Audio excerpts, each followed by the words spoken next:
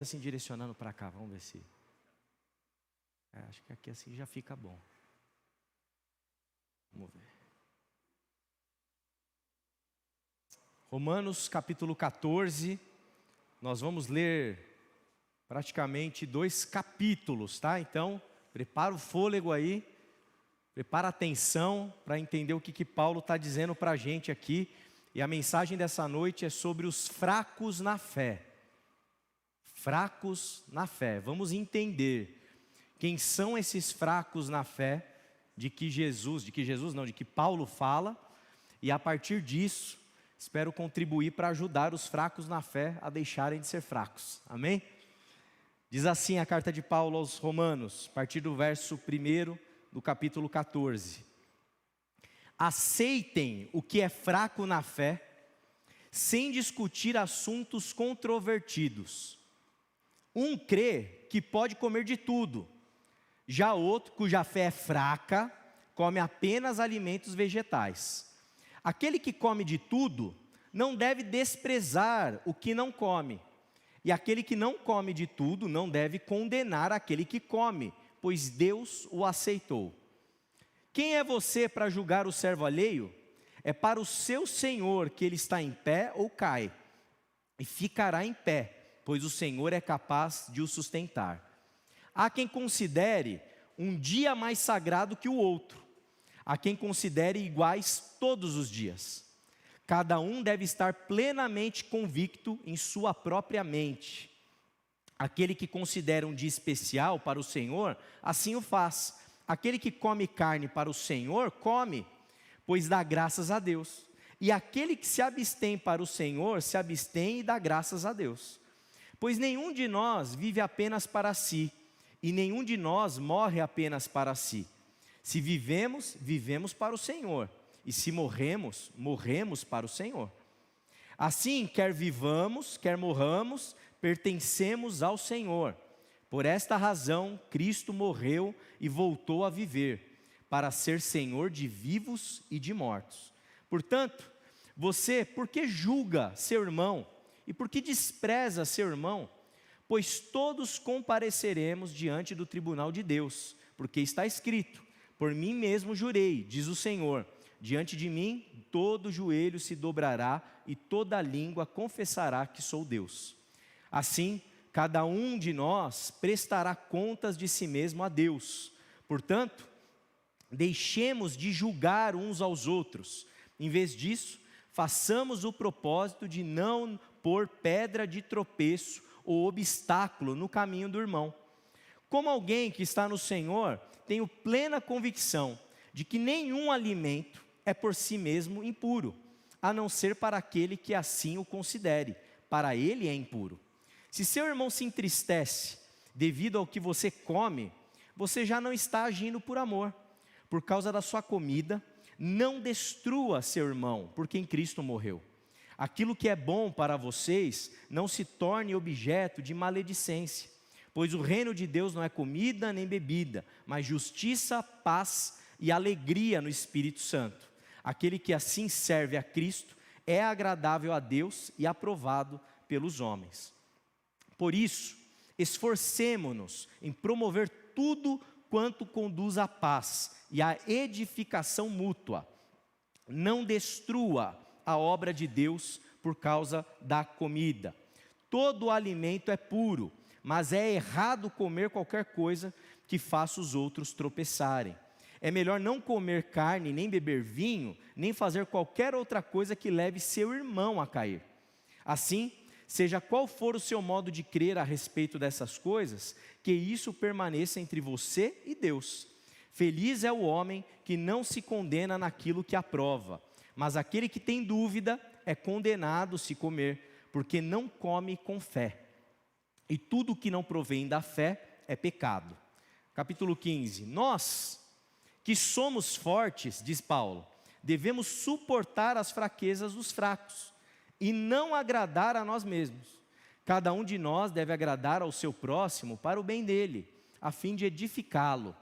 Pois também Cristo não agradou a si próprio, mas como está escrito, os insultos daqueles que te insultam caíram sobre mim. pois tudo que foi escrito no passado foi escrito para nos ensinar, de forma que por meio da perseverança e do bom ânimo procedentes das Escrituras, mantenhamos a nossa esperança. O Deus que concede perseverança e ânimo, dê a vocês um espírito de unidade, segundo Cristo Jesus, para que com um só coração e uma só voz, vocês glorifiquem ao Deus e Pai do nosso Senhor Jesus Cristo.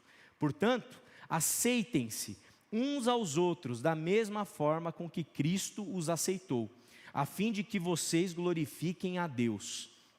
Pois eu digo a vocês que Cristo se tornou servo dos que são da circuncisão, por amor à verdade de Deus, para confirmar as promessas feitas aos patriarcas, a fim de que os gentios glorifiquem a Deus por sua misericórdia, como está escrito: por isso eu te louvarei entre os gentios, cantarei louvores ao teu nome. E também diz: cantem de alegria, ó gentios, com o povo dele. E mais, louvem o Senhor todos vocês, gentios, cantem louvores a ele todos os povos. E Isaías também diz: brotará a raiz de Jessé, aquele que se levantará para ensinar sobre os gentios.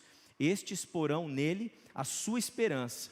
Que o Deus da esperança os encha de toda alegria e paz, por sua confiança nele, para que vocês transbordem de esperança pelo poder do Espírito Santo. Amém. Te convido a orar mais uma vez. Pai amado, obrigado. Obrigado pela tua palavra. Pedimos encarecidamente que teu Espírito Santo opere em nós a tua iluminação, para que consigamos compreender e entender aquilo que a tua palavra tem a nos ensinar. Que o Senhor nos ilumine e que saiamos daqui esclarecidos, cheios de ti e preparados para viver uma fé madura, viva e que agrade ao teu coração. É o que nós te pedimos em nome de Jesus. Amém. O que é uma fé fraca? Eu imagino que quando eu falo de fraqueza da fé, fraqueza de fé, você deve estar se perguntando aí, o que significa eu falar de uma fé fraca, ou de uma pessoa fraca na fé? Como eu faço de vez em quando, eu vou fazer hoje novamente, eu quero te dizer o que não é fraqueza na fé, à luz do que Paulo está nos ensinando. Se você acha que ser fraco na fé significa você ter dúvida, você está equivocado. Falta de fé, uma fé fraca, não significa dúvida, não significa questionamento, não significa você viver uma espécie de uma tensão ou de uma crise dentro da sua caminhada cristã. A presença da dúvida e a presença das tensões dentro da nossa caminhada religiosa não é necessariamente um sinal de fraqueza de fé. Às vezes acontece com você, na sua vida, na sua biografia, uma tragédia. Uma tragédia. A perda de um ente querido que não era o tempo dele ir ainda, um acidente, sabe esse tipo de coisa?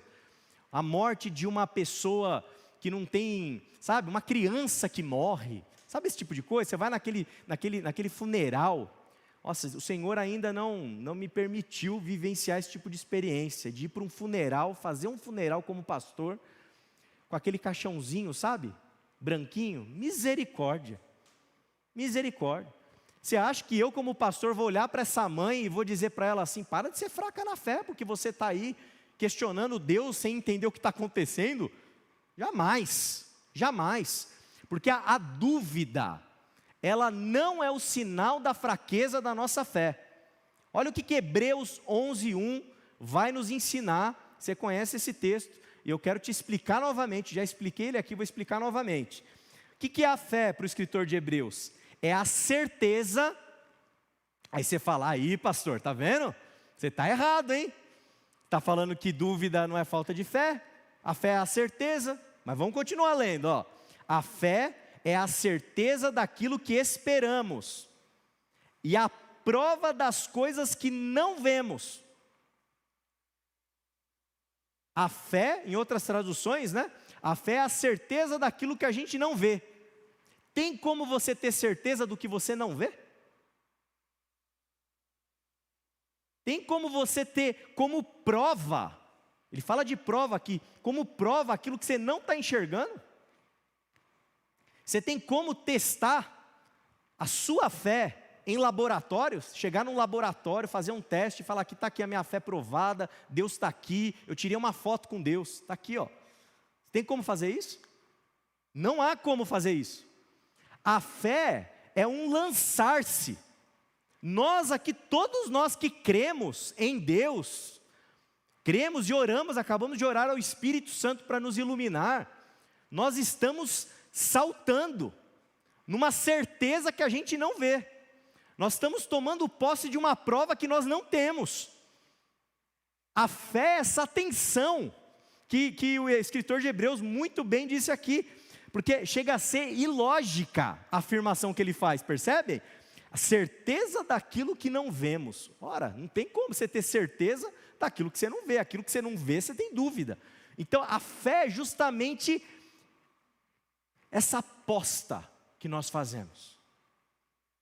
É um lançar-se, é um salto que nós damos no abismo, crendo que Deus está lá embaixo para nos segurar.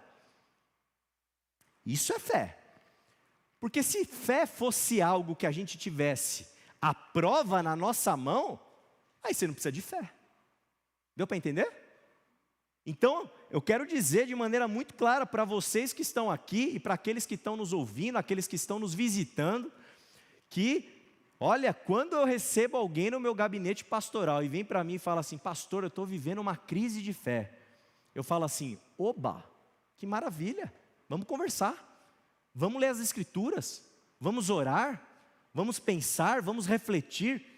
Isso jamais para mim é motivo de olhar para esse irmão e falar assim, você é um fraco na fé. Pelo contrário, o cara está exercitando a fé dele, ele está tensionado, ele está com dúvida, ele está com questão, e ele está procurando um pastor, percebe? Isso não é sinal de coisa ruim, pelo contrário, isso é sinal de busca por amadurecimento, isso é sinal de busca por maturidade. Se você tem dúvida, você tem questões, você tem questionamentos, você tem incertezas, saiba, você não precisa abandonar a igreja, você não precisa abandonar o culto, você não precisa deixar de frequentar a igreja, nada disso, venha para a igreja, vamos ouvir a palavra, vamos meditar no evangelho, vamos conversar, vamos se edificar mutuamente. Você é bem-vindo com as suas dúvidas, você é bem-vinda com as suas questões, e está tudo bem, faz parte da nossa caminhada de fé, o questionamento, a questão. Lembra de Tomé? Tomé teve dúvida, né? E Jesus aparece para ele, Jesus estende a mão com as chagas, Tomé, pode tocar minhas feridas. Perceba que se você parar para pensar, Tomé é acolhido por Jesus, na dúvida dele. Pode tocar, vem aqui, eu vou te ajudar na sua caminhada. Então, lembrem-se disso, dúvida não necessariamente é sinônimo de dúvida. Fé não necessariamente é sinônimo de dúvida. Tá certo? Você pode duvidar, você pode questionar, você pode estar vivenciando talvez crises nesse momento. Saiba que você está no melhor lugar do mundo para vivenciar as suas crises. Igreja é bom por causa disso. Agora, o que é essa fé fraca que Paulo fala, portanto? Quem é o fraco na fé que Paulo, ele relata no capítulo 14 e 15 de Romanos? Só contextualizando, Paulo está falando com uma igreja que tem judeus e gentios convivendo juntos. As encrencas, as questões, as dificuldades que eles estão enfrentando ali são inúmeras, porque tem um choque cultural absurdo acontecendo ali. Absurdo. Gente que foi criada de um jeito em que você tem dia sagrado, você tem festa sagrada, você tem comida certa para comer, você tem circuncisão para fazer, você tem ritos, etc, etc, etc. E de repente o evangelho é acessível para aquele que não é judeu. E Paulo está dizendo o seguinte, ó, você que não é judeu, você não precisa guardar as festas, você não precisa guardar os dias, você não precisa comer as mesmas coisas, porque você não é judeu, você é romano. Ou então a gente poderia dizer, você é brasileiro. Nós somos brasileiros, amém? Amém. Como brasileiro, você não é judeu. Você não precisa comer aquilo que um judeu come. Você não precisa vivenciar uma fé como a Europa vivencia. Você não precisa vivenciar uma fé como os Estados Unidos vivencia. Então, se a gente quiser colocar no louvor aqui um sambinha, tá tudo bem. A gente é brasileiro. Nós somos brasileiros. E então a nossa arte, a nossa cultura é particular. Isso não diz respeito à nossa fé. Então Paulo está tentando resolver essa encrenca, porque tem gente confundindo cultura com fé. E está querendo impor para os gentios a cultura judaica. Grosso modo é isso que está acontecendo. E aí o ponto é, tem gente dentro dessas encrencas que estão acontecendo dentro da igreja, que são facilmente escandalizáveis. Elas se escandalizam facilmente com aquilo que elas veem e que é diferente da maneira como elas creem. Elas se escandalizam, elas se chocam. E você precisa perceber no texto, porque eu fiz questão de ler o texto inteiro, porque me parece assim autoexplicativo. Não é preciso estudar muito esses 2 capítulos para perceber isso. Que aqueles que são fracos na fé, são justamente as pessoas que se escandalizam por qualquer coisinha, dentro desse contexto. Quais são as coisinhas que está tendo problema aqui no contexto de Paulo? Comer carne e guardar um dia como especial. Comer carne e guardar um dia como especial. Então tem gente que se converteu a Jesus, está com Jesus, está cheio do Espírito Santo, e está mandando bala na carne, está comendo. Mandando bala não, né, que a gente não é o povo da bala, né? Mas está comendo carne, está fazendo churrasco, está comendo uma picanha, está detonando lá, churrasquinho, de boa, não está com a consciência pesada, pelo contrário, está comendo em nome de Jesus. Só que tem outros que acham que comer carne é um absurdo, Quem é o fraco na fé? É o que está comendo a carne ou o que está falando que o outro é menos crente que ele porque ele não come carne, só come vegetal? O fraco na fé é o que só come vegetal. Com todo respeito aos vegetarianos, não é indireta. Entenderam? O fraco na fé é o que não come carne e que critica aquele que come. Tem alguns que acham que tem alguns dias que são especiais. Né? A gente tem tradições cristãs, no Brasil mesmo, né? Gente que guarda o sábado. Temos pessoas também que, dentro da nossa própria tradição, que guardam o domingo também, quase com o mesmo peso de quem guarda o sábado. Né? De um jeito assim que se você faltar num culto de domingo, você fica com medo de Deus durante aquela semana. Né? De tão pesado que é o dia sagrado, o dia especial ali. Então tinha pessoas que achavam que tinham dias especiais. E tinha alguns que falavam assim, todo dia é do Senhor. Todo dia é dia de Deus. Deus fez todos os dias. E em todos os dias eu vou servir a Ele, eu vou caminhar com Ele. Esses que guardavam dias especiais estavam criticando os que estavam vivendo de boa lá, fazendo as suas correrias, vivendo a sua vida em alguns dias. Quem é o fraco na fé? O fraco na fé é aquele que tem um dia especial e que se sente mais santo do que o outro, porque o outro não guarda um dia especial? Ou é aquele que não tem dia especial? O fraco na fé é aquele que tem o diazinho sagrado dele e ele acha que todo mundo tem que guardar, porque ele aprendeu assim da mãe, do pai, da avó, do vô, do pastor, da pastora, do bispo, sei lá mais de quem. Ele aprendeu isso, ele acha que todo mundo tem que fazer igual. Esse é o fraco na fé. Esse é o fraco na fé. O que Paulo nos orienta? Como que a gente lida? Porque toda igreja tem fortes e tem fracos na fé. Tem fortes e tem fracos na fé. Toda igreja, toda comunidade religiosa, toda comunidade cristã passa por esse tipo de dilema em algum nível, em algum grau. O que Paulo nos diz? Amor. Amor. Você que é forte na fé, você que sabe que não tem nada a ver a reivindicação dos fracos. Você sabe que não tem nada a ver, não tem fundamento bíblico, não tem fundamento histórico, não tem nada para sustentar, não para em pé. Você sabe. O que você tem que fazer forte na fé? Estou falando com os fortes na fé. Não faço ideia quem são, não estou fazendo juízo de ninguém, estou falando para todo mundo. Forte na fé, você tem que ter paciência com aqueles que são fracos na fé. Você tem que ter jogo de cintura com aqueles que são fracos na fé. Você tem que ter amor e exercer misericórdia com aqueles que são fracos na fé. É assim que Paulo orienta a gente a como lidar com esses fracos na fé. E Paulo, ele tenta propor para a igreja em Roma o quê? O respeito mútuo. Olha, você que come carne, tá jóia. Você que não come, tá jóia também. Só não se matem. Só não critiquem, não se julguem mutuamente. Você que guarda um dia especial, guarda seu dia. Você que não guarda, não guarde. Vivam em amor. Vocês são é um só corpo. Mas de maneira mais incisiva, ele se direciona aos fortes. Tenha paciência. Não fale de qualquer assunto com fracos na fé. Porque o fraco na fé não está preparado para falar com qualquer assunto. Lembra Jesus? Jesus não falava qualquer coisa com qualquer um. Jesus tinha pessoas mais maduras e mais imaturas. Então, quando ele queria falar de um negócio mais hardcore, mais sério, ele chamava quem? Ele chamava Tiago, chamava João, chamava Pedro. Às vezes é capaz, pelo que a gente deduz dos textos, que tem coisa ainda que ele só chama João, discípulo amado. E tem coisas que você chama os 12. E tem coisas que você fala para a multidão.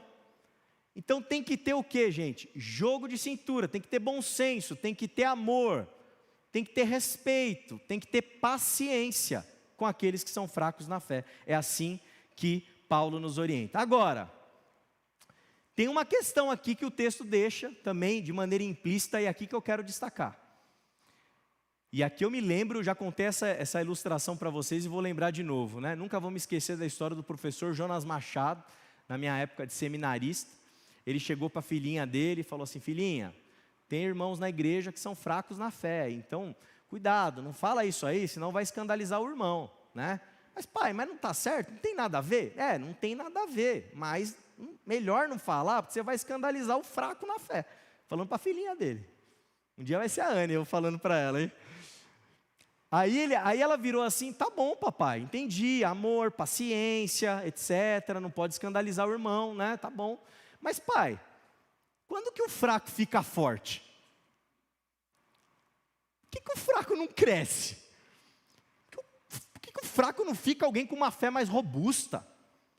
Por que isso não acontece? Então, a minha tentativa aqui é tentar dar alguns caminhos para todos nós pensarmos como a gente vence a fraqueza na fé.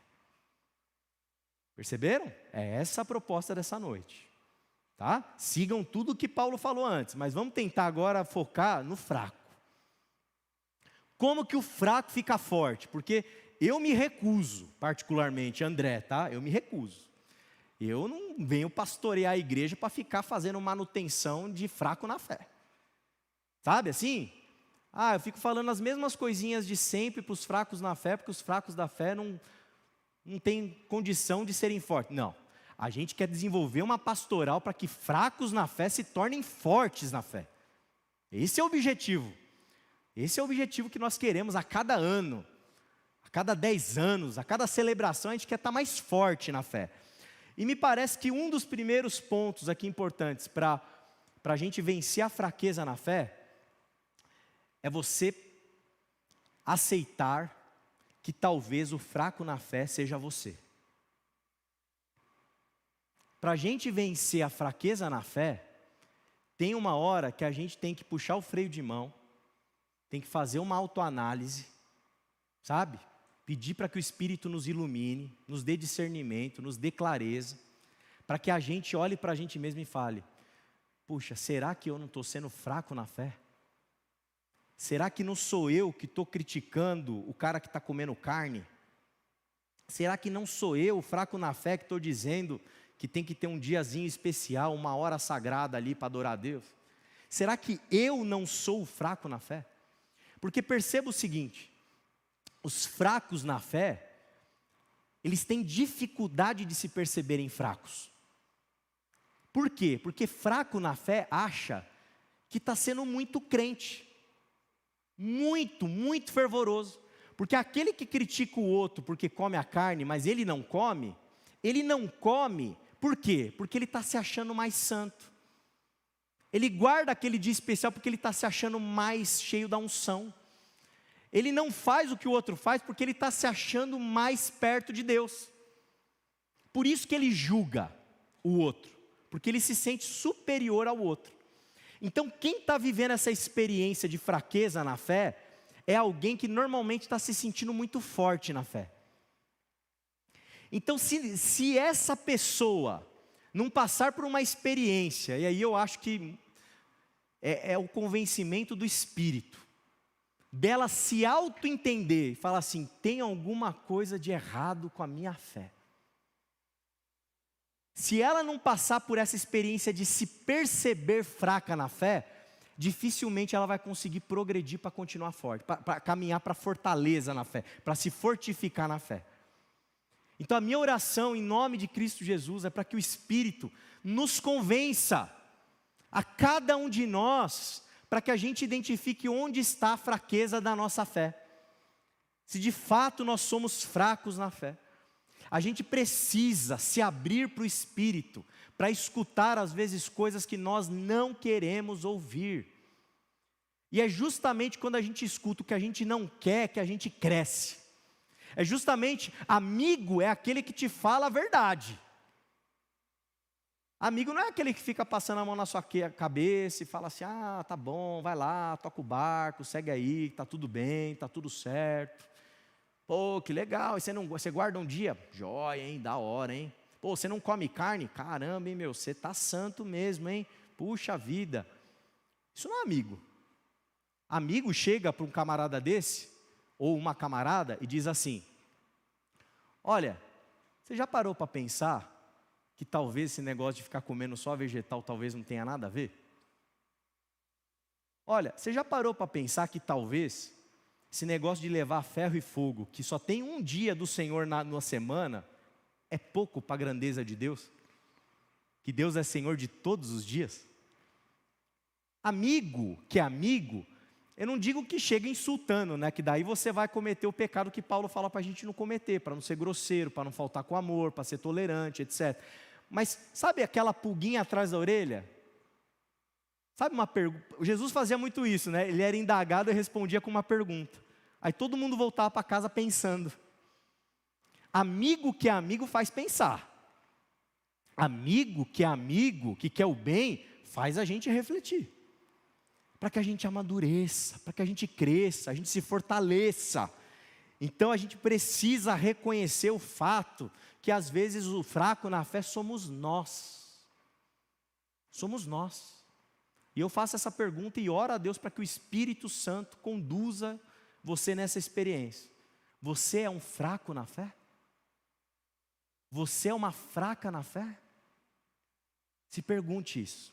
Segundo item que eu acho que ajuda a gente a vencer essa fraqueza, é a gente aceitar uma coisa. O mundo, gente, não gira ao nosso redor. Já percebeu? Lá atrás, né, muitos séculos atrás, a igreja achava que o planeta Terra era o centro da galáxia. Era o centro. Aí chegou Galileu Galilei, crente também, né? Fiel. Ele falou, ó, tem alguma coisa errada, não é a galáxia, o centro da galáxia não é a Terra. Eu dei uma olhadinha em umas lunetas, eu dei uma olhadinha, estou percebendo, é o Sol. O que aconteceu? Ele quase foi para a fogueira, né? Espero que ninguém me mande para a fogueira. Mas assim, o André não é o centro do universo. O mundo não acontece do jeito que o André gosta. O mundo não é do jeito que eu quero que seja. A Aline, em alguns aspectos, e muitos outros não, que eu jamais falaria isso aqui. Mas a maioria ela é do jeito que eu gosto. Mas alguns aspectos ela não é do jeito que eu gosto. Está tudo bem. A Anne vai crescer, vai nascer, vai se desenvolver, e ela vai ter opiniões, vai ter questões que eu vou olhar e falar assim, filha, o papai está em outra. Você vai para cá, eu vou para lá nesse assunto aí. Estamos, diferente. E está tudo bem. Por quê? Porque a Aline não tem que ser 100% do jeito que eu quero. A minha filha não tem que ser 100% do jeito que eu quero. A igreja não tem que ser 100% do jeito que eu quero.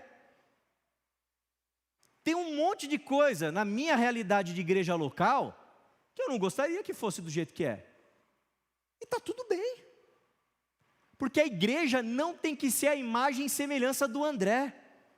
Hoje o pastor Claudomir falou que essa igreja, o Senhor dela é Jesus. É Jesus. Ele é o Senhor. A igreja não é a imagem e semelhança minha e não deveria ser a sua imagem e a sua semelhança. Quando a gente entende, compreende que o mundo não gira ao nosso redor, que as coisas não devem ser necessariamente do jeito que eu gosto, de acordo com os meus gostos, de acordo com as minhas preferências, e de que isso está tudo bem. Está tudo bem, é assim que as coisas são. E está tudo certo. A gente dá um passo para que a nossa fé cresça. A gente dá mais um passo para que a nossa fé amadureça. A gente dá mais um passo para que a nossa fé ela ganhe robustez. Agora, quando eu quero que tudo seja nos mínimos detalhes do jeitinho que eu gostaria, gente, isso aqui é o rodoanel da fraqueza na fé. É a Castelo Branco está pavimentada para você nadar de braçada na fraqueza da fé. Por quê? Porque você vai começar a criticar tudo.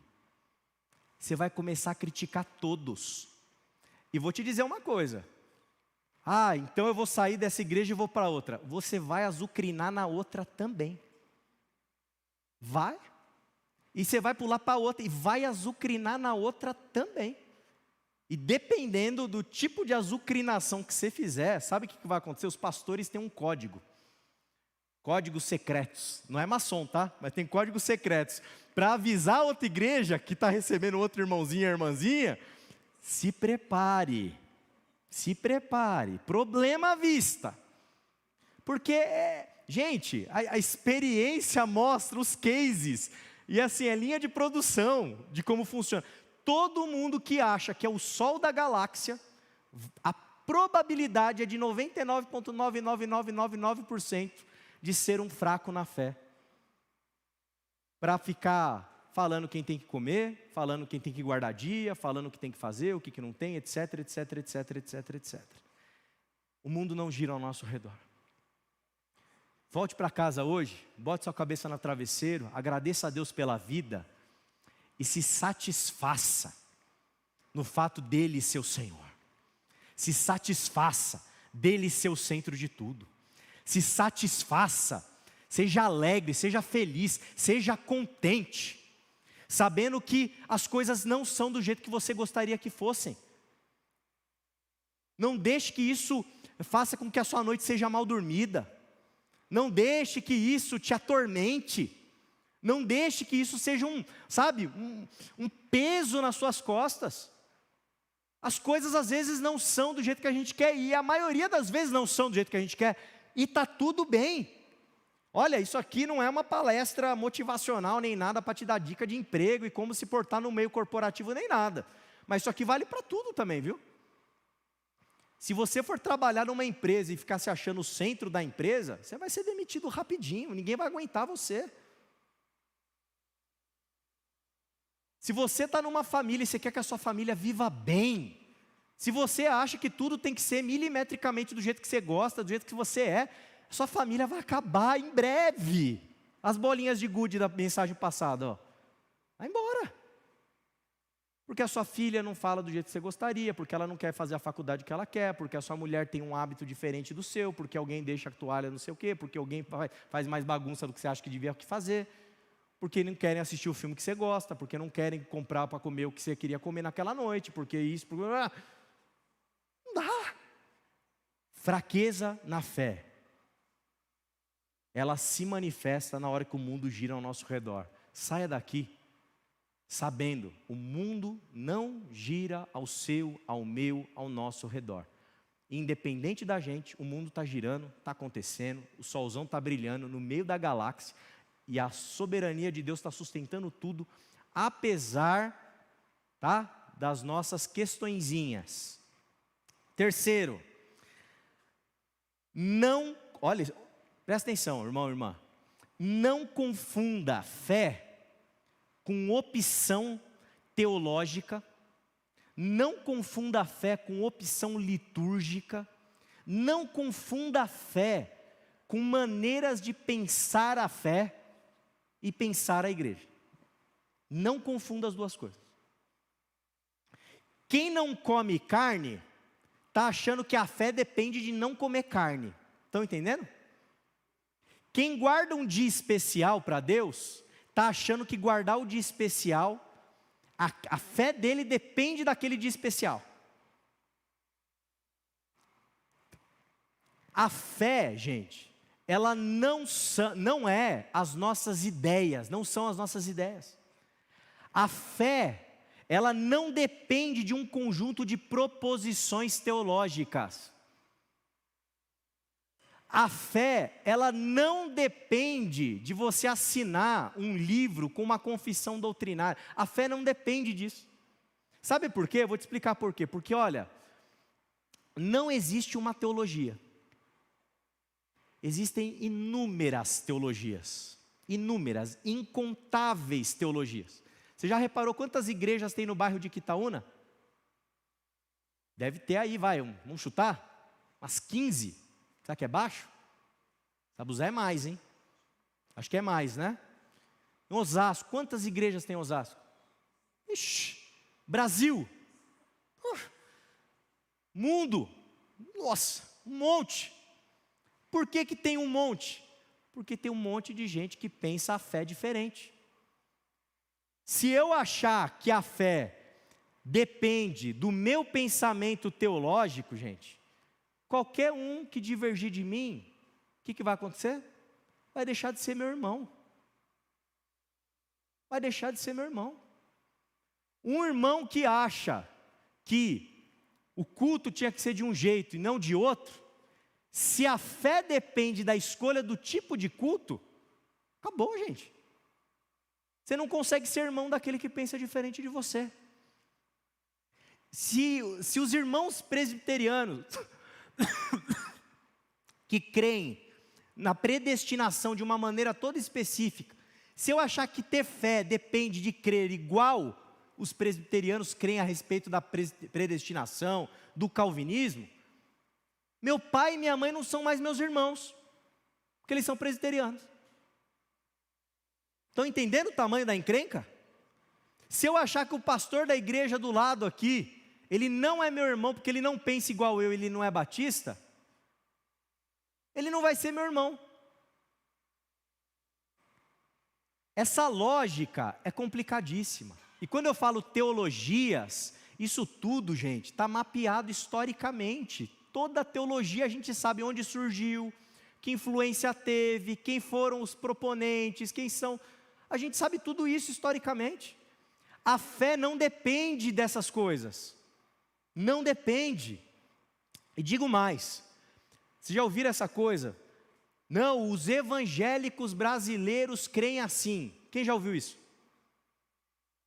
É mentira. É mentira. Não existe ninguém que representa todos os evangélicos brasileiros. Não existe uma voz de um homem ou de uma mulher que diz em meu nome do André o que eu estou pensando, o que eu creio, o que eu acho. Não tem nenhum pastor, deputado, pastor isso, pastor aquilo que vai dizer em meu nome o que eu creio como evangélico. Não existe isso. existem evangélicos, igrejas evangélicas, teologias, e todo mundo tem o direito de falar que é evangélico e crer diferente do outro, e está tudo bem. E eu queria colocar um outro adendo aqui, especialmente nesse contexto de igreja batista. O que nos define como batistas, meu irmão e minha irmã, não é, presta atenção nisso, não é o que a gente crê, é como a gente faz igreja. O que define se nós somos ou não somos batistas é a nossa eclesiologia. É isso que define a nossa identidade batista. Tem assembleia, tem democracia, tem votação. A assembleia é o órgão mais autoritativo da igreja. Tem separação de igreja e Estado? Tem liberdade absoluta de consciência? Tem. Igreja Batista. Mas, tem outro item, é autônoma. A gente se sustenta financeiramente, sem depender de mais ninguém. Igreja Batista. Se você é calvinista, se você é arminiano, se você não é nenhum dos dois, se você crê a predestinação de um jeito, se você acha que pode comer carne, não pode comer carne, se é guarda-dia, não guarda-dia, se você isso não define se você é batista. A eclesiologia define. Mas o ponto-chave aqui que eu quero destacar para os irmãos nessa noite: não confunda a fé com opção teológica. Porque quando você faz essa confusão, a quantidade de irmãos e irmãs que você vai ter vai diminuir. E esse vai ser um sinal de fraqueza da sua fé. Não faça isso. Por fim, eu quero destacar que a beleza do Evangelho é maior do que todas as teologias. A beleza do Evangelho é maior do que todo tipo de divergência doutrinária que nós possamos ter. A beleza do Evangelho é maior do que qualquer coisa periférica que possa existir na nossa maneira de ser e de viver. Meu irmão, minha irmã, Jesus Cristo te ama. Deus ama a sua vida. Deus se entregou, Ele deu tudo por amor a você. Ele deu a vida para que você pudesse viver. Nós que estávamos no lamaçal do pecado, sem esperança, sem sentido, sem amor, sem sermos acolhidos por nada e ninguém, desesperados nas nossas angústias. A mensagem do Evangelho é aquele grito dentro da nossa alma que diz: eu te amo, meu filho amado, eu te amo, minha filha amada, você é meu, você é minha. Quando a gente escuta essa voz do alto, lembra Jesus, no dia do batismo dele, a voz: esse é meu filho amado em quem eu me agrado. A experiência de conversão é o dia em que nós escutamos essa voz ao nosso respeito. Deus dizendo na tua alma, no teu coração, para você: eu te amo. Eu te amo. Apesar dos seus pecados, apesar dos seus erros, das suas inconstâncias, da sua falta de sentido, da sua vontade de entregar, a conta, de desistir. Quando a gente no nosso desespero se aproxima da cruz, se dobra diante da cruz do Calvário, nós encontramos sempre um Salvador que diz para a gente: eu estou fazendo isso por você, porque eu te amo. E você não precisa fazer nada em troca, porque é amor de verdade, é amor genuíno, é amor profundo, é amor perfeito, é amor eterno. Eu vou amar muito minha filhinha, mas o meu amor vai falhar. Agora, o amor de Deus jamais falhará. O profeta diz que um pai ou uma mãe podem até abandonar os seus filhos, mas Deus jamais nos abandonará. Como nós rememoramos todos os meses aqui nessa comunidade, nada pode nos separar do amor de Deus. Quando você pega aquele cálice de suco de uva e bebe ele e comunga e participa do corpo de Cristo entende que aquele cálice está apontando para a nova aliança no sangue de Jesus, nós podemos ir para casa com a certeza de que nada nos separará do amor de Deus, nem altura, nem profundidade, nem as coisas do presente, nem do porvir, nem anjo, nem demônio, nem ninguém, nada, nem a gente mesmo é capaz de romper com essa aliança que é feita no sangue dele, é no sangue dele. Meu irmão, se o outro come carne, deixa comer. Se o outro guarda o dia, deixa guardar. Se o outro canta aquela música que você não gosta, deixa cantar. Se o outro gosta do negócio aqui do jeito que está, e não é o projetor, mas é a TV, deixa a TV. O que é a TV perto da graça de Jesus? O que é as nossas escolhas litúrgicas perto da graça de Jesus? O que são as nossas divergências perto da graça de Jesus? O que são as opções, as escolhas teológicas, litúrgicas, etc, etc, etc, que a gente faz perto da graça de Jesus, meu irmão e minha irmã? Abra teu coração para essa graça, se apaixone de novo por Deus. E aqui eu vou colocar uma tese nesse negócio aqui. A tese é a seguinte: quem tem olhos para perceber a beleza da graça de Cristo Jesus, não tem tempo para ser fraco na fé. Não tem tempo, sabe, com todo o respeito, né, mas me parece que é disso que Paulo está dizendo. Sabe aquela coisa que a gente fala, os mimimis? Mimimis. Quem está com o olho contemplando a graça de Cristo Jesus, não tem tempo para mimimi, porque não dá tempo para perder tempo com coisinhas periféricas, perto daquilo que é a essência, perto daquilo que nos salva, perto daquilo que nos acolhe, que nos ama, que nos deixa, sabe assim, prostrados, contemplando, em silêncio, porque não há o que falar diante da presença da glória de Deus que se manifesta em Cristo Jesus. Portanto, se porventura você nessa noite está se auto-identificando como um fraco na fé, eu quero te convidar para se converter de novo, a voltar para os pés da cruz de novo, se reapaixonar por Deus de novo, como diz João no Apocalipse, voltar àquele primeiro amor de novo. Porque quem está apaixonado por Deus, não tem tempo para perder. Quem está apaixonado por Deus, exalando amor, exalando bondade, exalando essa graça constrangedora, esse amor furioso de Deus por cada um de nós, não dá para perder tempo com a carne literalmente, né? Nem com dia especial, nem com formatos, nem com coisinhas. Irmão, irmã, convite dessa noite é: cresça na fé,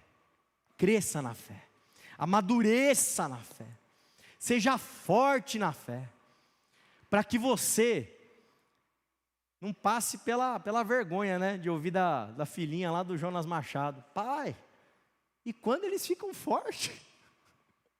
Vamos ficar forte.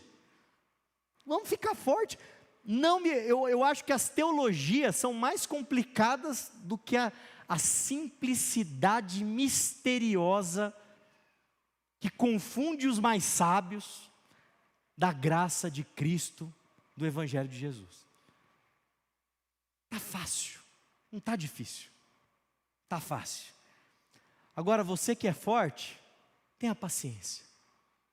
Tenha paciência, ame, seja misericordioso, escolha as palavras às vezes, não diga tudo o que você está pensando, porque nem sempre os fracos na fé têm condição de acompanhar você.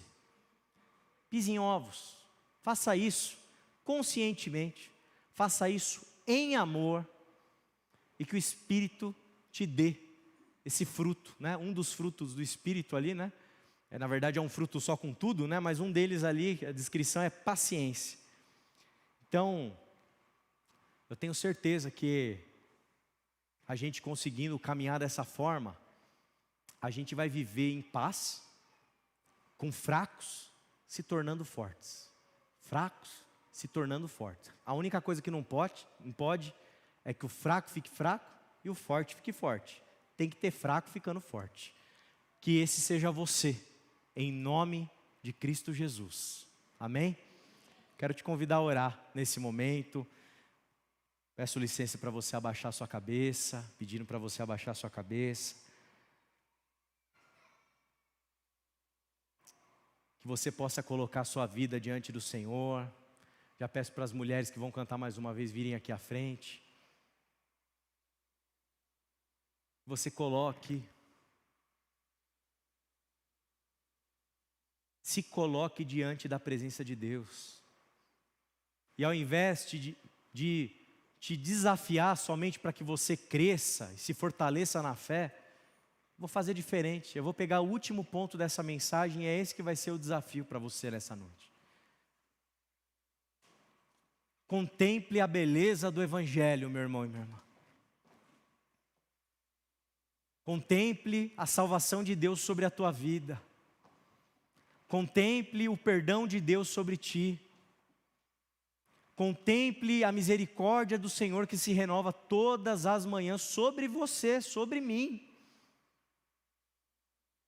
Olhe para dentro de você. Peça para o Espírito te mostrar os teus pecados, as tuas incoerências, as tuas fraquezas, as tuas dificuldades.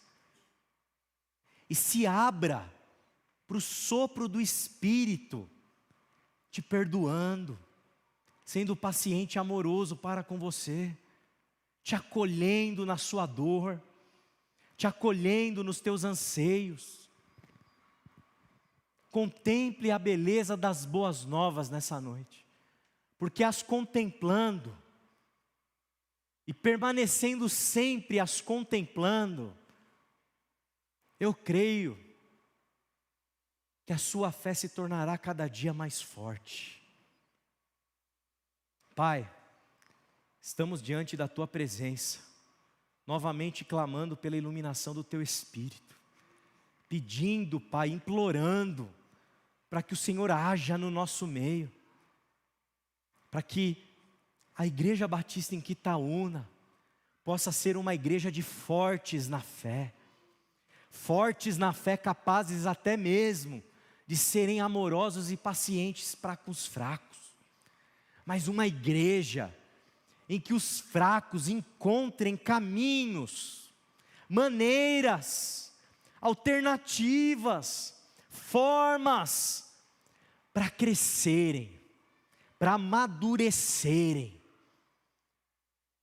e para viverem alinhados à sua própria consciência, em maturidade, podendo comer carne, podendo viver Deus em qualquer dia da semana, e podendo viver com alegria e entusiasmo a vida cristã, a vida comunitária, apesar das coisas não serem como nós gostaríamos que fossem. Não deixe, Pai, que a nossa fé enfraqueça. Pelo contrário, que ela seja forte, apesar de.